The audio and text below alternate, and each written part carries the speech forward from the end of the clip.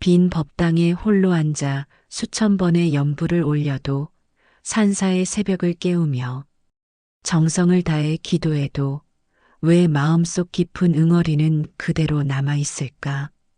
왜 기도를 마치고 나서도 여전히 마음은 무겁고 삶의 문제들은 해결되지 않은 채 그 자리에서 맴돌고만 있을까? 어느 지혜로운 수행자는 이렇게 말했다. 마음의 쓰레기를 치우지 않고서는 아무리 향을 피워도 그 향기가 제대로 퍼질 수 없다. 기도란 단순히 무언가를 달라고 빌고 구하는 행위가 아니라 자신의 마음밭을 깨끗이 갈아엎는 일이다. 그런데 우리는 왜 기도를 해도 그 응답을 제대로 받지 못하는 것일까? 그 이유를 깊이 들여다보면 우리 자신도 모르는 사이에 기도의 참뜻을 가로막는 6가지 장애물이 있음을 발견하게 된다. 이 장애물들을 하나씩 알아차리고 제거할 때 비로소 우리의 기도는 참된 힘을 발휘하게 되고 오랫동안 풀리지 않던 마음의 응어리들이 자연스럽게 사라지게 된다. 첫째, 기도하는 마음 자체가 이미 탐욕으로 물들어 있기 때문이다. 가장 근본적인 문제는 우리가 기도할 때 품는 마음의 성질이다. 진정한 기도는 무엇인가를 얻기 위한 수단이 아니라 자신을 비우는 과정이어야 한다. 그런데 대부분의 사람들은 기도를 통해 무언가를 성취하려 하고 자신의 뜻을 관철시키려 한다. 부처님, 제발 이것만은 들어주세요.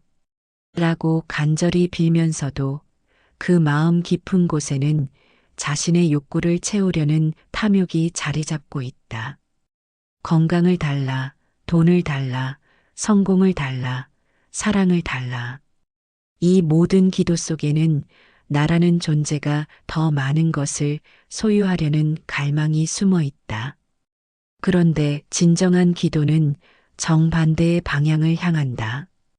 자신이 가진 집착과 욕망을 내려놓고 오직 맑은 마음으로 돌아가려는 것이 참된 기도의 본질이다. 물이 아래로 흐르듯 자연스럽게 바람이 장애물 없이 지나가듯 자유롭게 아무것도 바라지 않는 마음으로 기도할 때 비로소 진정한 응답이 온다. 어떤 스님은 나는 절에서 기도할 때 무엇을 바란 적이 거의 없다. 무엇을 도와주십시오가 아니라 무엇을 하겠습니다라는 식이다라고 했다. 이것이 바로 탐욕 없는 기도의 모습이다. 받으려 하지 않고 주려 하며 가지려 하지 않고 베푸려 할 때 그 기도는 우주의 자비와 하나가 되어 무한한 힘을 발휘한다. 기도 중에 혹시 자신이 무언가를 간구하고 있다면 잠시 멈추어라. 그리고 그 간구하는 마음 자체를 내려놓아라. 비우는 것이 채우는 것보다 훨씬 큰 힘이 있다는 것을 깨달을 때 기도는 비로소 진정한 업장 소멸의 도구가 된다. 둘째, 기도와 일상의 행동이 서로 다른 방향을 향하고 있기 때문이다. 기도할 때는 부처님 같은 마음을 가지려 하면서도 기도를 마치고 나서는 전혀 다른 사람이 되어버리는 경우가 많다. 법당에서는 자비로운 마음으로 모든 중생의 안녕을 빌지만 일상에서는 여전히 화를 내고 남을 미워하며 이기적인 행동을 반복한다. 이런 상태에서는 아무리 많은 기도를 해도 그 효과를 기대할 수 없다. 기도는 단순히 특정한 시간에 특정한 장소에서 하는 의식이 아니라 삶 전체가 기도가 되어야 한다. 한 걸음 한 걸음, 말 한마디 한마디가 모두 기도의 연장선이 되어야 진정한 기도라 할 수 있다. 법당에서 아무리 참회의 눈물을 흘린다 해도 나와서는 다시 남을 험담하고 욕심을 부린다면 그것은 기도가 아니라 단순한 감정의 표출에 불과하다. 진정한 기도는 마음을 변화시키고 그 변화된 마음이 행동으로 이어져야 완성된다. 하루 종일 연부를 외우면서도 마음속으로는 누군가를 원망하고 있다면 그 연불은 오히려 더 많은 업을 짓는 일이 될 수도 있다. 기도하는 마음과 살아가는 마음이 하나가 될 때, 즉 기도가 삶이 되고 삶이 기도가 될 때, 비로소 우리의 업장은 진정으로 소멸되기 시작한다. 기도를 마친 후에 자신의 행동을 돌아보라. 기도할 때의 그 마음이 일상에서도 그대로 유지되고 있는가? 만약 그렇지 않다면 기도 시간을 늘리는 것보다 일상에서의 마음가짐을 바꾸는 것이 더 급선무다. 셋째, 자신의 잘못을 남에게 돌리며 진정한 참회를 하지 않기 때문이다. 기도의 핵심 중 하나는 참회다. 그런데 많은 사람들이 참회라는 이름으로 자기 연민에 빠지거나 자신의 불행을 운명이나 남의 탓으로 돌리며 진정한 참회를 하지 않는다. 저는 이렇게 억울합니다. 저는 이렇게 불쌍합니다라고 하는 것은 참회가 아니라 하소연일 뿐이다. 진정한 참회는 모든 문제의 근원이 자신에게 있음을 인정하는 것에서 시작된다. 남편이 나를 힘들게 한다고 원망하기보다는 과거에 내가 남을 그렇게 아프게 했기 때문에 지금 그 결과를 받고 있다고 받아들이는 것이 참회다. 어떤 지혜로운 분은 신도들에게 이렇게 말했다. 남편을 원망하지 마라. 너도 전에 그랬잖아. 지금 내가 그렇게 당하는 것을 생각해 보면 금방 당할 때는 알지만 과거로부터 당해서 지금 현실에 온 것은 너는 몰라. 너도 남을 그렇게 아프게 했어.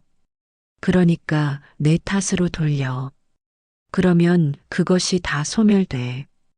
이런 마음으로 참회할 때 비로소 진정한 업장 소멸이 일어난다. 자신을 피해자로 여기고 남을 가해자로 규정하는 한 그 원망과 분노는 새로운 업을 만들 뿐이다. 모든 일의 시작이 자신에게 있었음을 인정하고 진심으로 뉘우치며 앞으로는 그런 행동을 하지 않겠다고 다짐할 때 과거의 업장은 자연스럽게 정화된다. 참회할 때는 이유를 붙이지 마라. 그때는 어쩔 수 없었다. 상황이 그랬다라는 변명을 하는 순간 참회는 효력을 잃는다. 오직 제가 잘못했습니다라는 단순하고 명확한 인정만이 진정한 참회를 만든다. 넷째, 기도 중에도 끊임없이 망상과 분별심을 일으키기 때문이다. 기도하는 동안에도 마음은 쉴 새 없이 이런저런 생각들을 만들어낸다. 연부를 외우면서도 오늘 할 일을 생각하고 절을 하면서도 다른 사람들과 자신을 비교하며 경전을 읽으면서도 그 뜻을 이해하려고 머리를 굴린다. 이런 망상과 분별심이 일어나는 동안에는 진정한 기도가 이루어질 수 없다. 기도는 생각을 멈추고 마음을 비우는 시간이어야 한다. 마치 흙탕물이 담긴 컵을 가만히 두면 맑은 물이 되듯이 마음의 모든 생각과 판단을 멈출 때 비로소 본래의 맑은 마음이 드러난다. 업장 소멸의 원리는 간단하다. 망상, 분별, 집착을 버리는 것이다. 그런데 기도 중에도 계속해서 이런 것들을 만들어낸다면 어떻게 업장이 소멸될 수 있겠는가? 기도할 때만큼은 모든 생각을 내려놓고 오직 한 마음으로 집중해야 한다. 염불할 때는 오직 염불에만, 절할 때는 오직 절하는 마음에만, 경전을 읽을 때는 오직 그 순간에만 온전히 있어야 한다. 과거를 후회하거나 미래를 걱정하는 마음, 이것저것 따지고 판단하는 마음을 모두 내려놓고 지금 이 순간에만 머물러라. 하루 종일 쓸데없는 말을 하는 것은 업장이며 염불하면서 망상을 피우지 않는 것이 업장을 소멸하는 것이다. 기도 중에 잡념이 일어나면 그것을 쫓아가지 말고 다시 기도로 돌아와라. 그 되돌아오는 것 자체가 업장을 소멸시키는 힘이다. 다섯째, 기도의 공덕을 자신만을 위해 사용하려 하기 때문이다.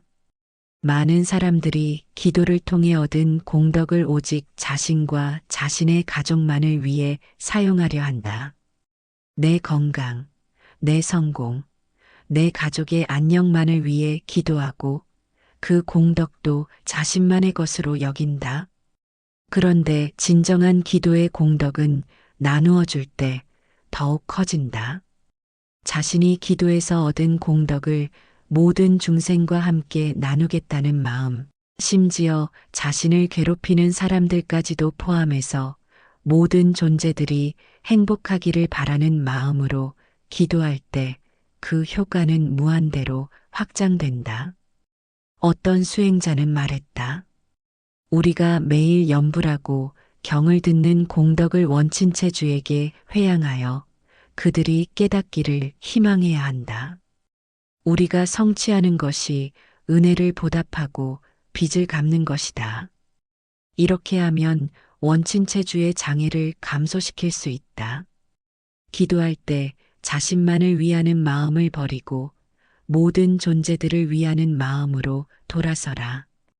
특히 자신을 미워하거나 괴롭히는 사람들을 위해 기도하라. 이것이 가장 강력한 업장 소멸의 방법 중 하나다. 미운 사람을 위해 기도하는 것이 어렵다면 적어도 자신의 기도 공덕이 모든 중생들에게 돌아가기를 바라는 마음으로 기도하라. 기도를 마칠 때마다 이 공덕으로 모든 중생이 고통에서 벗어나고 진정한 행복을 얻기를 바랍니다라고 회양하라. 이런 회양의 마음이 곧 자신의 업장을 소멸시키는 가장 강력한 힘이 된다. 여섯째, 소유하려는 마음을 버리지 못한 채 기도하기 때문이다.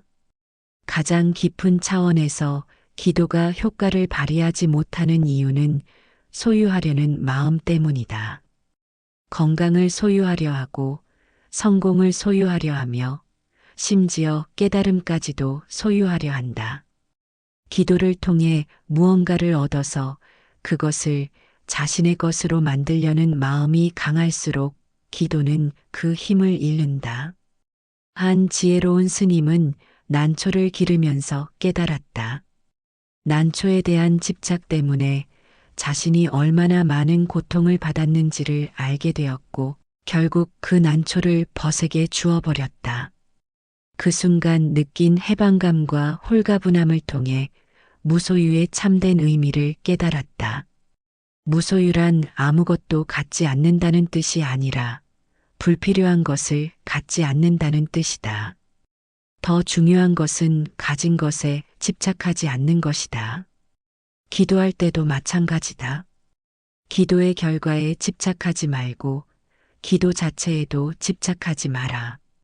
아무것도 갖지 않을 때 비로소 온 세상을 갖게 된다는 것이 무소유의 진정한 의미다.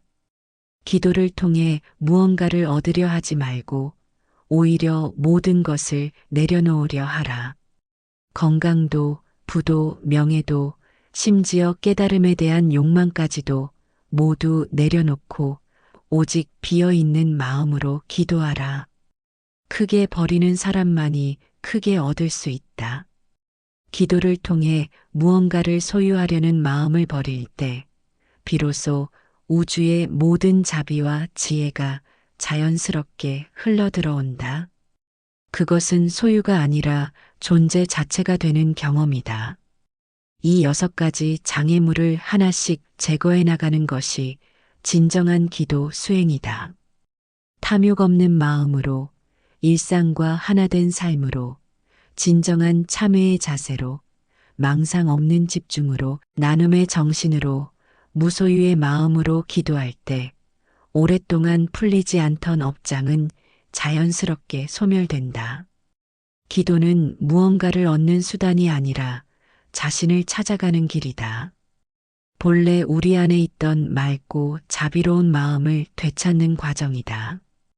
이 6가지 깨달음을 마음에 새기고 실천할 때 당신의 기도는 진정한 변화의 힘을 발휘하게 될 것이다.